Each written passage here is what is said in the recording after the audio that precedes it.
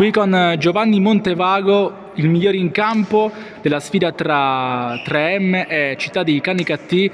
Giovanni, una grande soddisfazione quella vostra perché affrontate una squadra con una classifica bugiarda, perché ha dimostrato di essere una tra le più rognose del campionato.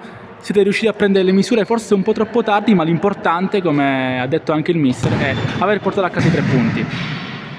Allora sì, come ben detto è una squadra ben ostica, è messa in campo, e anche se è un fanalino di coda, però oggi cercavano i 3 punti ma siamo andati subito sotto, però noi siamo stati bravi subito dopo a subire il primo gol e a reagire e quindi a mettere subito la partita nella direzione nostra, grazie anche alla mia doppietta, importante e fondamentale erano i 3 punti per il Trem e speriamo che ne arrivano altri e in bocca al lupo a tutti.